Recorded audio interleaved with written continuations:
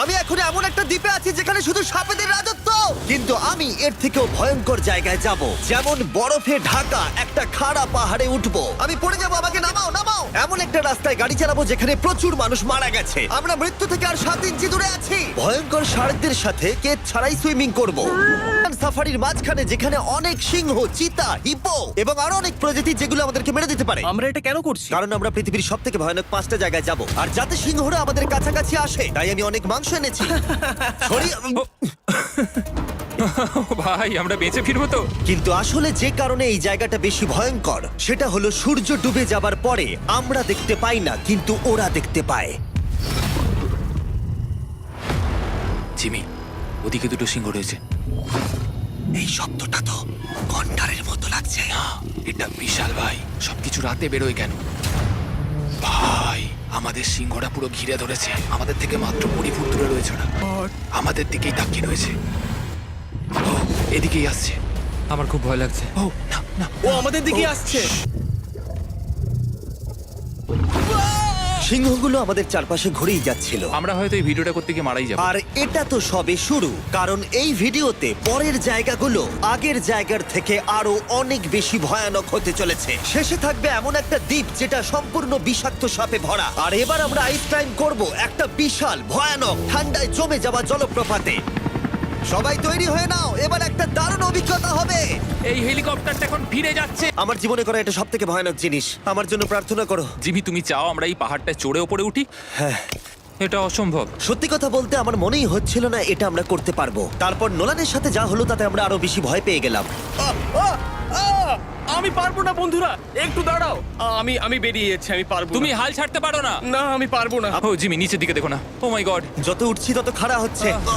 আমার পা, আমি গ্রিপ পাচ্ছি না। ও ও ও ও। আরে তুমি পড়ে যাচ্ছিলে। আমি টপটা দেখতে পাচ্ছি জিমি। এটা আমার করা সব থেকে ভয়ানক জিনিস। আহ! এটা আমি পারবোই। আমাকে ওপরে উঠতেই হবে। দেখাও এটা কতটা খাড়া। আর 10% বাকি। আমি এখন কাঁদতেও পারছি না, যদিও এসব করা আমার একেবারেই উচিত নয়। তুমি প্রায় এসেই গেছো জিমি। তবু আমি কোনো মতে এই জলপ্রপাতের উপরে উঠতে পারলাম। আমরা পেরেছি ভাই। আমরা পেরেছি। আহ, কিন্তু আমার মনে হয় নোলান একদম ঠিক করেছে। আর এখন আমরা রয়েছি পৃথিবীর সব থেকে বিপজ্জনক রাস্তায়। এই জায়গাটা যে কোনো স্কাই স্ক্রিপারের থেকে অনেক বড়। আমি বুঝতে পারছি না আমরা কেন এখানে এলাম। মিথ্যে বলছি না, এই রাস্তায় অনেকজন মারা যাওয়ার কারণে এই রাস্তাটা 1 যুগ আগেই বন্ধ করে দেওয়া হয়েছিল। এই রাস্তায় গড়ে প্রতি বছর 300 জন মারা যেত। এবার বুঝতে পারছি কেন ডেথ রোড বলে। কিন্তু তুমি এমন চালাচ্ছ জানো এটা খুব সাধারণ রোড। দেখো তোমার জীবন আমার হাতে রয়েছে, তাই তুমি এরকম না, তোমার জীবন আমার হাতে রয়েছে। দেখো স্টিয়ারিংটা মনে হচ্ছে কেঁপে উঠলো। ট্রেন থেকে হাত সরিও না। আমরা এখন মৃত্যু থেকে মাত্র 7 ইঞ্চি দূরে আছি। সাবধানে সাবধানে। কি বলছো, ও নাকি মাই flash গড, করছে? আমার লাইফ ফ্ল্যাশ করছে, ফ্ল্যাশ করেই যাচ্ছে আচ্ছা, বারবার। আর যদি তোমরা ভাবো এটাই সব থেকে বিপজ্জনক, তাহলে বলে রাখি আমাদের রাস্তায় আরো 3টে বিপজ্জনক স্পট বাকি আছে। দেখো ওই জায়গাটার টায়ার কিন্তু মাটিতে থাকবে না, দেখতে পাচ্ছো? হ্যাঁ, সেটা আমি দেখতে পাচ্ছি। ও মাই গড, দেখো খাদটা ও, কতটা দাঁড়াও। গভীর। নোলান, তুমি কি একটু গাইড করতে পারবে? অবশ্যই, গাড়ি থেকে নামতে পারলে খুবই খুশি হব। ও দেখো পড়ে যেও না ভাই। এটা কি? একবার দেখো খাতটা কতটা গভীর। সত্যি অনেক গভীর। এখান থেকে একটা হ্যাঁ, ওয়াটারফল এখান থেকে আমাকে বার করো। ঠিক আছে। হে, হে, এটা তো পাগলামো ভাই। আমাদের গাড়িটা খাদের একেবারে কিনারায়। গাড়ির চাকা এই গভীর খাদের একদম পাশ দিয়ে যাচ্ছে। এটা পাগলামো। সাবধানে, এই জায়গাটা ঢালও রয়েছে আর খুব স্লিপও আছে। এগিয়ে এসো। নোলান, তুমি একেবারেই ডিরেকশন দিতে পারো না। আসলে আমি এখন চেষ্টা করছি গাড়ি থেকে বাইরে থাকার। অত ভালো ডিরেকশন আমি দিতে পারি না। তুমি ভিতরে ঢুকে পড়ো, কিচ্ছু পারছো না তুমি। ঠিক আছে। তাড়াতাড়ি বসো, এবার আমি স্পিড তুলবো। ও মাই ফগ গড। অনেকটাই বেড়ে যাচ্ছে, সামনে ঠিকঠাক দেখা যাচ্ছে না। রাস্তার বেশ কিছু অংশ একেবারেই সাধারণ, কিন্তু বলিভিয়াতে ওয়েদার খুব তাড়াতাড়ি চেঞ্জ হবার কারণে হঠাৎ প্রচুর কুয়াশা মৃত্যুদূত হিসেবে সামনে চলে আসে। আরে দাঁড়াও দাঁড়াও দাঁড়াও দাঁড়াও দাঁড়াও দাঁড়াও, আমরা ধারে চলে এসেছি। আমি ভালো করেছি তো? না, আর একটু হলে কিন্তু আমরা পড়ে যেতাম। খাদের খুব কাছে আছি। ঠিক আছে, তাহলে এদিক দিয়ে বের করি। ঠিক আছে। একটু দূর দিয়ে চলো। হ্যাঁ আরে, ঠিক আছে। ওটা কিসের আওয়াজ হচ্ছে? আমরা অনেক কাছ দিয়ে যাচ্ছি। কাপ।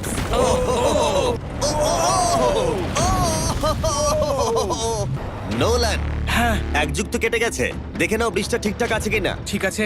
আমি শিওর হতে চাই যে এটা ভেঙে পড়বে কিনা, কারণ আমি মরতে চাই না। নোলান, ব্রিজটা পরীক্ষা করো, সব ঠিক আছে? হ্যাঁ ঠিক আছে। আমরা ডেথ রোড সার্ভাইভ করলাম। এখন অবধি আমরা সার্ভাইভ করেছি, কিন্তু পরের বোনাস প্লেসে কার্ল আর নোলান শার্কে ঘেরা সমুদ্রের একেবারে মাঝখানে যাবে। ইউজুয়ালি আমরা এটাই ব্যবহার করি, কিন্তু এবারে আর করব না। এখানকার শার্কগুলো অতর্কিতে আক্রমণের জন্য বিখ্যাত। আর এটাই এই জায়গাটাকে ইউএস এর সব থেকে বিপজ্জনক করে তুলেছে। বিশ্বাসই হচ্ছে না আমরা এটা করতে চলেছি। ও মাই গড, এগুলো তো অনেক বড় শার্ক। ও মাই গড। ভাই আমরা এটা কেজ ছাড়া কেন করছি? ভাই তোমার পেছনে পেছনে। ও মাই গড, এটা তো অনেক বড়। ঠিক আছে ঠিক আছে ভাই, এই শার্কগুলো তো দ্বিগুণ বড়। আমি আর যাচ্ছি না, হয়ে গেছে। কিন্তু দ্বিতীয় বিপজ্জনক জায়গার কাছে এটা কিছুই নয়, যেটা অবস্থিত অ্যামাজন রেন ফরেস্টের একেবারে মাঝখানে। এখানকার সৌন্দর্য দেখে বোঝা যাবে না জায়গাটা কতটা বিপজ্জনক। আজকে আমরা দেখব গোকটা ক্যাটারাক্ট ওয়াটারফল, যেখানে জলস্রোত নেমে আসছে 1000 ফুট উপর থেকে নিচে জলাশয়ের মধ্যে। আর এই মেঘলা দিনে আমার সাথে এসেছে এই যে এরা। এ হলো হেজ, 70 দিন জঙ্গলে কাটিয়েছিল। এ হলো বেলি, যে কিউবে 100 দিন কাটিয়েছিল। আমরা এখন অনেক ভয়ঙ্কর জিনিস করতে চলেছি, যেখানে মৃত্যুর সম্ভাবনাও আছে। না মানে দাঁড়াও, সেটা এসো, ছিল এসো, না। এসো তোমরা, চলো যাওয়া যাক। আর অনেকক্ষণ পরে আরো অনেকক্ষণ পরে সাবধানে। সব থেকে পিচ্ছিল জায়গায় ট্রেক করা, বিশাল খাড়া জায়গায় যাওয়া যেখানে এখনো মানুষের পা পড়েনি। বেঁচে গেছি। আমরা শেষ পর্যন্ত গন্তব্যে এসে পৌঁছলাম। এটা একটা ওয়াটারফল, দেখতে পাচ্ছ তোমরা? মানে একবার যদি স্লিপ খেয়ে দারুণ পড়ো লাগছে। তাহলে তোমরা শেষ। আর গাইডের সাহায্যে আমরা নদীটা সুরক্ষিতভাবে পার করলাম। এই দেখো, উই! আর তারপরে আমরা কিছু দড়ি সংগ্রহ করলাম, যাতে আমরা ওয়াটারফলের নিচ অব্দি দেখতে পারি। নিচ দেখতে পাচ্ছ? ওয়াও, এটা দারুণ লাগছে। হা! এখন বিশাল পরিমাণে ঝড় বৃষ্টি শুরু হয়ে গেল। এই জন্যই এটাকে পৃথিবীর সব থেকে ডেঞ্জারাস প্লেস বলা হয়। এই ওয়াটারফলটা এখন আস্তে আস্তে অনেকটা ছড়িয়ে যাবে, অনেকটা জল বেড়ে যাবে, সবকিছু ভাসিয়ে দেবে। এখানে এখন জল অনেক বেড়ে যাবে আর আমাদের বেরোতে হবে। আমরা কি রোপগুলো ব্যবহার করে ওয়াটারফলের পাশ দিয়ে নিচে নামবো? না একদমই নয়, এটা খুবই বাজে আইডিয়া জিম। আমরা এখন জঙ্গলের মাঝে ফেসে গেছি, এটা তো বাজে ব্যাপার। কত রিস্ক আছে। জিমির দিক দিয়ে কিন্তু কাদা আসছে, অনেক কাদা। আর যে কোনো মুহূর্তে এখানে বাজও পড়তে পারি। আর সত্যি আমি চাই না তুমি মরে যাও। তাই আমাদের ইউটিউব ভিডিও এমার্জেন্সি অপারেশনে বদলে গেল। একটাই উপায় আমরা বেরোতে পারবো, একই পিচ্ছিল এবং খাড়া পথ দিয়ে আমাদের ফিরতে হবে। দেখতে পাচ্ছ জলের পরিমাণ অনেকটা বেড়ে গেছে, আমাদের রাস্তাও ব্লক হয়ে গেছে। আমাদের এই দড়ির সাহায্যে বেরোতে হবে, অনেকটা সময় লাগছে। এই দড়িটা ধরো আর নিজেকে ঠেলে ওপরের দিকে ওঠো। আমাকে মরতে দিও না। আর অনেকক্ষণ পরে জল আর কাদার বন্যায় ট্রেকিং করে আমরা এই পাহাড় থেকে প্রাণে বেঁচে ফিরলাম। এখন আমরা পৃথিবীর সব থেকে মারাত্মক জায়গায় যেতে চলেছি। আমাদের লিস্টে পৃথিবীর ভয়ঙ্করতম জায়গার মধ্যে 1 নম্বর। আর এই ভিডিওটা সব থেকে ভালোভাবে শেষ করার জন্য আমরা এসেছি পৃথিবীর সব থেকে বিপজ্জনক আইল্যান্ডে। কেন এমন আইল্যান্ডে আছি যেখানে কিলিং মেশিন ভর্তি? মনে হয় আমরা মরবো। এটা সত্যি, আমরা পৃথিবীর সব থেকে বিপজ্জনক আইল্যান্ডে সারা রাত কাটাবো। আর আমাদের প্রতি পদক্ষেপে থাকবে অজস্র সাপ।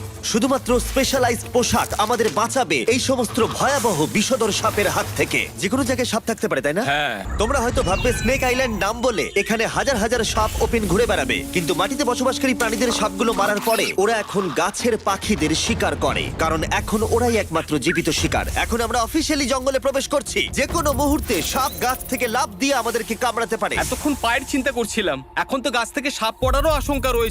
এটা পাগলামো ভাই।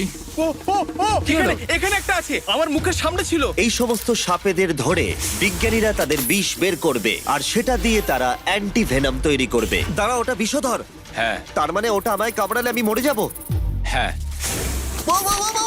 ভালো করে কিন্তু ধরে রাখবে। এটা একটা বাচ্চা। ও না না, এ তো হারিয়ে গেল। তুমি এটাকে ফেলে দিলে।